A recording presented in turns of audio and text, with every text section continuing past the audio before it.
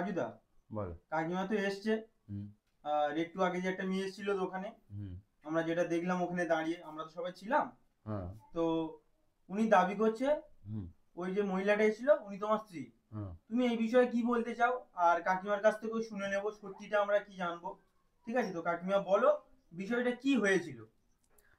ওরা হঠাৎ দুটো বয়স্ক লোক এসেছিল আমার ছেলেটা নিয়ে, এসে বলছে যে আমার বড় দোকান আছে, আমার দুটো ছেলে মেয়ে, একটা ছেলে একটা মেয়ে, মেয়েটা বাইরে কাজ বিয়ে দিচ্ছি আর ছেলেটা বাইরে থাকে। আমি বড় দোকান চালাতে পারছি না, এই ছেলেটা রাখবো, কিছু পয়সা কড়ি দেবো হনো, কোনো চিন্তা করো না বলে আমার কাছ দিয়ে বলে করে নিয়ে চলে যাচ্ছে। তা আমি বলছি কোন জায়গা? তা বলছে বারাইপুরে। আচ্ছা কাকিমা, তবু লোকটা কতদিন আগে এসেছিল কাজুদাকে নিতে? ও 6-7 বছর আগে 6-7 বছর আগে। আগে আচ্ছা, তুমি বয়স্ক ছিল, মহিলা, অত অতটা তো আর হ্যাঁ খেয়াল নেই খেয়াল আমার। নেই। এসে হ্যাঁ, কি বলেছিল? ওই বলেছিল যে আমার বড় দোকান আছে, ছেলেটাও বাইরে থাকে, আমি একা পাচ্ছি না, ওই জন্য এই ছেলেটাকে নিয়ে যাব। তা আমি ওনার বাড়িঘর তো দেখে যাচ্ছি, বিশ্বাসের ছেলে আছে, ওরকম ছেলে তো আমি বিশ্বাস পাচ্ছি না, ওই জন্য আমি বাড়িটা দেখে যাচ্ছি এইছি বলে ওই নিয়ে চলে গেল।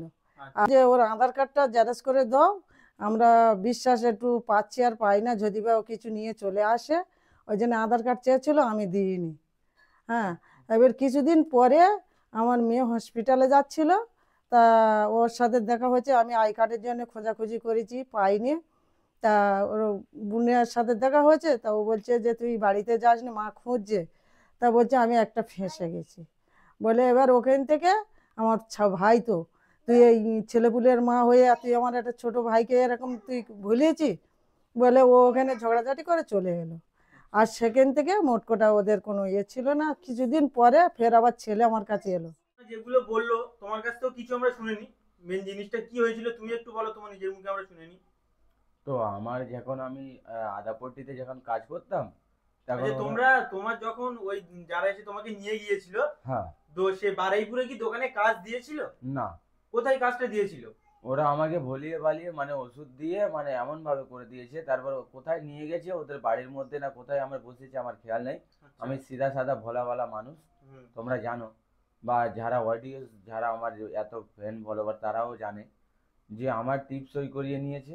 হুম। নেবার পরে আমি যখন এবার হুঁসে যখন এসেছি তখন আমি ছেড়ে চলে এসেছি, আর সঙ্গে সঙ্গে ওরা গালাগালি করেছে আমাকে, আচ্ছা, অনেক ছোট বড় কথা বলেছে। তোমাকে বিয়েটা কোথায় এনে দেওয়া হয়েছিল বিয়েটা? বিয়েটা অ্যাকচুয়ালি দিয়েছিল ওদের বাড়িতে, ওইটা আমার মনে পড়ছে না ঠিক মতো। আচ্ছা, মেয়েটা এসে বলছিল নাকি হোগলাতে না কোথায় বিয়ে হয়েছে। হ্যাঁ। আচ্ছা, তো মেয়েটার, আমরা যেটা জিজ্ঞাসা করলাম, মেয়েটা বলছে একটা 13 বছরের বাচ্চা আছে। হুম। আর মেয়েটা চেন্নাইয়ে কাজ করতো, আর বাংলাদেশের একটা ছেলের সঙ্গে ওর বিয়ে হয়েছিল। হ্যাঁ। ঠিক আছে, হুম। মেয়েটা হঠাৎ এই এসে তোমাকে বলছে যে তুমি ওকে ভাত কাপড় দাও না, হুম। আর তুমি ওকে দেখো না। হুম। তোমার বিয়েটা মানে কোথা থেকে মেয়েটা তুমি দেখেছিলে ফার্স্ট কোথায়? আমি মেয়েটাকে কোথায় ফার্স্ট দেখিনি, আমি আদাপট্টিতে কাজ করতাম ছোটবেলায়। হুম। তো ওখানে মানে আমার একটা মানে বয়স্ক লোক, তার যে ছেলে ছিল না, তো ওখানে আমি কাজ করতে করতে ওখানে আর কি পারলাম করতাম সবার সাথে, হুম। যেরকম বলছে তোর বয়স হয়নি বে করা এরকম কথা বলে উল্লাত হয়েছে। তারপর একটা ছেলে বলছে, বলে আমার একটা শালি আছে। আমি বলছি তোমার শালি আছে তো আমি কি করব, বলে তারা বলে একবার ঘুরতে নিয়ে যাব বলে, আর ওই কথা হতে হতে তাতে রাজুর কাছে আমি ছিলাম, রাজু যে পকেট পরোটা যেটা নাম তোমরা জানো, হুম। যেটা রাজুদা। সোশ্যাল রাজুদা। হুম। তো রাজুদা জানে যে আমি কেরাম ছেলে, হুম। আমি ছেলে সব রকমের কাজ আমি নিজের হাতে করেছি। যেরকম রাত্রে নাইট ডিউটি করতাম বা এমনি ফাঁকা টাইমে ওর কাছে গিয়ে একটু আধা হেল্প করতাম ওর বন্ধু হিসেবে, ও এমনি থেকে জানে। বা এমনি থেকে রাজুর আমি অনেক হেল্প করি, বা রাজুও আমার খুব ভালোবাসে, তোমরা জানো যে হুম। সোশ্যাল মিডিয়াতে কোনো সময় উল্টোপাল্টা কথা বলে না। তো এই যে কথাটা, যে ওদের সাথে বেড়াতে গেছি, তো ওর শ্বশুর বাড়িতে নিয়ে গেছি। হুম। ওই ছেলেটার কিন্তু দুটো বিয়ে, ও পাগল টাইপের ছেলে ছিল, আচ্ছা। ওর সত্যটা ও নিজেই বুঝতো। আচ্ছা। তো এরকম করার পরে আমি বলছি আমি চলে যাব বাড়ি, বলছে দাঁড়া রাত্রে থাক, তারপর তুই যাবি এখন সকাল হলে, সেই সেই তো আমরা কালকে সকালে যাব। আমি বলছি না, ওখানে আমি যার কাছে থাকি সে রাত্রিরেই কাজ, তো বলে ঠিক আছে, এর পরের দিনকে না যে আমি ফোন করছিল, হুম। বলে ঠিক আছে ওখানে রাখলাম। বলে ও কি করেছে, ওর চাস্তো শালি সম্পর্কে এটা হয়, হুম। আমি জানি না। তো আমার ওখানে রাত্রে শরবতের সাথে কি ওষুধ মিলিয়ে দিয়েছে, আমি খেয়েছি। হুম। খাবার পরে ও রাত্রে কটার সময় আমাকে তুলেছে, আমার পুরো হুঁশ নাই অতটা, আমি পুরো খেয়াল নেই, নেশার ওষুধ না কি ওষুধ খাইয়ে দিয়েছে। আমি দেখছি আমার চোখ ঝাপসা দেখাচ্ছে, যে কি বলাচ্ছে আমি নিজেই বুঝতে পারছি না। তো লাস্টে আমাকে খালি একবার মনে আছে যে এই আঙুলটাই একবার টিপ দিয়েছে। আচ্ছা তো তারপরে দেখি না, আমি ঘুম থেকে উঠে দেখি না একটা লোকের ঘরে আমি শুয়ে আছি, আচ্ছা আর আমার পাশে একটা মেয়ে দেখি না, মোটা মেয়ে শুয়ে আছে। আচ্ছা। সেটা তোমরা জানো হুম। যে ওই নিয়ে আর চলে গেছে তারপরে আরও ওখান আসে। থেকে যাওয়ার পরে আমি পালিয়েছিলাম, আচ্ছা যে আমি, ওরা বলেছে বলে এটা তোর বউ আছে, কালকে রাতে তোর বিয়ে হয়েছে। তো আমি বলছি আমি এই এত বড় মেয়েকে আমি বিয়ে করব? আমার দিদির সম্পর্কে বা আমার বোন সম্পর্কে হয়, আমি একে বিয়ে করতে পারি?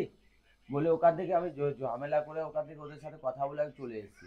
তারপর ওরা হাসতে হাসতে আরেকবার ওরা বলেছিল, বলে এই দেখ তোর বিয়ে দিয়েছি আমাদের শর্ত মতো। আমি বলছি কেন, আমার জীবনটাকে বরবাদ করলে কেন? তো বলছে দেখুন, আমার ধরতে গেলে 3,000 টাকা লাগবে, আচ্ছা। আমার একটা শালির বিয়েতে যাব, তার গিয়ে তার জামা কাপড় মানে ঝাড় তোমার মানে বলির পাঁটা করে ওরা মানে ওখানে এনজয় করছে। একদম। তো আচ্ছা তারপরে ফের আবার আমাকে মাঝে বলেছিল, আমি আবার যখন শিয়ালদায় কাজ করি, বলছে 3,000 টাকা দিলে ফের আবার আমি তোকে ছেড়ে দিয়ে দেবো। তার নাম কি? তার নামটা আমার মনে নেই, কিন্তু কামাল না কি নাম একটা আছে, আর একটা নাম আছে এই যে মানে নিয়ে গেছিল, ওর হুম, নাম সিআইডি না কি নাম আছে, আচ্ছা। ওর চাস্তো পোনাই সম্পর্কে হয়, ও। ও শিয়ালদায় কাজ করে। কাজুদা, হ্যাঁ মেয়েটা একটা প্রুফ দেখাচ্ছে, বলছে যে এটা ওর রেজিস্ট্রি কাগজ। হ্যাঁ, তো রেজিস্ট্রি কাগজটা নিয়ে তুমি কি বলবে? তুমি তো যেটা দেখেছো কাগজটা। কাগজটা আমি দেখেছি, হুম। যে আমি ওইটা 8 বছরের ডিফারেন্স আছে, যেটা আমার বয়স এখন কতটা তোমরা জানো, হ্যাঁ যে আমার বয়স সবে এই 17 থেকে এই 24 বা এই হ্যাঁ, 25 24-25 বছর বয়স। আর হ্যাঁ আমিও কাগজটা দেখেছি। হ্যাঁ মেয়েটার ডেট অফ বার্থ 1993, হ্যাঁ আর তোমার ডেট অফ বার্থ আছে 2001। তো হ্যাঁ তোমার থেকে মেয়েটার ম্যাক্সিমাম 8 বছর বড় হ্যাঁ, বয়সে। একদম। আর মেয়েটার নাকি একটা বিয়ে হয়েছিল, এই বিষয়ে একটা কিছু বলো। মেয়েটার বিয়ে হয়েছে বাংলাদেশ, ও কোথায় কেরালায় না কাজে গিয়েছিল সেটা আমি জানি না। হুম, তো অ্যাকচুয়ালি ও নাকি বলছে, তো ওর বয়স আমার ধরতে গেলে আমার বোনের মতো, আমার দিদির মতো বয়স আছে, হুম। তাহলে ওর বয়সের সাথে আমার বয়স ম্যাচিং হচ্ছে না, তাহলে আমি কি করে ওকে ধরতে পারি যে ও আমার বউ? তোমরা নিজেরাই বলো। ওই যে মেয়েটা করছে, মেয়েটার বিয়ে হয়েছে, আমাদের ঘরদোরও জানে না। আর মেয়েটা যে কিরকম মেয়ে আমরা নিজেরাও দেখিনি আর জানিও না। কিন্তু আমার ছেলে তখন বয়স 18 বছর তখন হয়নি। আচ্ছা। হ্যাঁ, ও যখন বললো যে এরকম বিয়ে হয়েছে, কিন্তু আমরা তো শুনিনি, দেখিনি, আমরা শুনেছি। হুম, কিন্তু তখন বয়স হয়নি। আর ও যে ভোলা ভালা ছেলে, ও তো লেখাপড়া কিছু জানে না। হুম।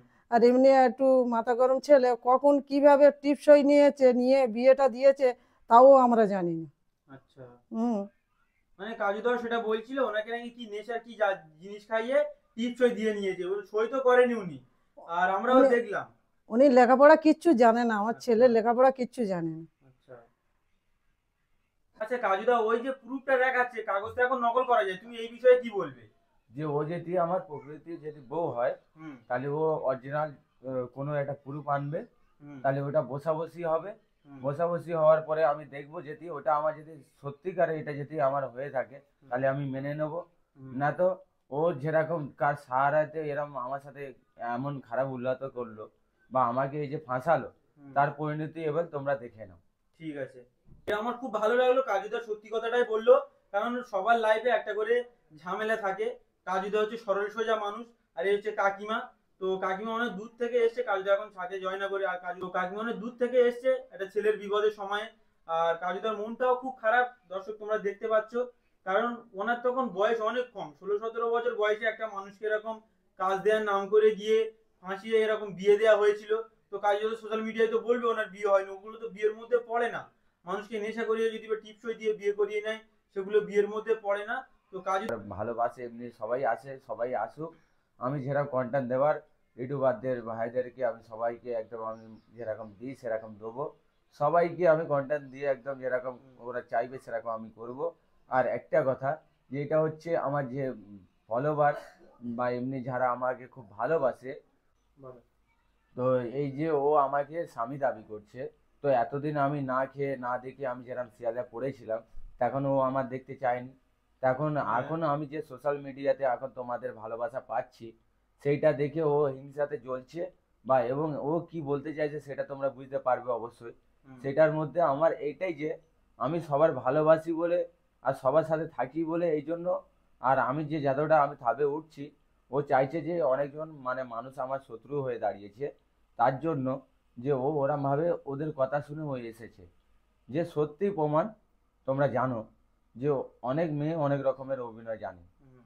ইউটিউবারদেরকে আমার তরফ থেকে আমি বলছি যে তোমরা খুব ভালো, বা এমনি তোমরা আমার খুব ভালোবাসো আমি জানি। হুম। তো তোমাদের এই যে আজকে যেটা ভিডিওতে দেখা গেল, সেই হিসাবে তোমরা ভিডিও করো, তোমাদের যেরকম দেওয়া দরকার কন্টেন্ট আমি সেরকম দিচ্ছি বা পরকালে দেবো, কিন্তু এই বিষয়টা নিয়ে তোমরা প্রতিবাদ করবে। আমার পিছনে তোমরা আছো বা তোমরাই আমার সাথ দিচ্ছ, সেই জন্য আমি একদম, দেখছি। হুম। আর তোমরা পরকালে এর বিপরীত তোমরা দেখিয়ে দাও সেই হিসাবে। আর আমার ফলোয়ারদেরকে বলে দিও যে কাজুদা সবসময় ইনসাফ, সবসময় সাফ সুতরা তোমাদের সাথে ছিল আর এখনো আনন্দ দিতে থাকছে। পরকালে তোমাদের ভালোবাসা যেরকম দেওয়া তোমরা দিও, আর কিছু খারাপ মনে করো না। যে আমি যেটা সরাসরি আমি সিধা সাদা ছেলে বলা তোমরা জানো,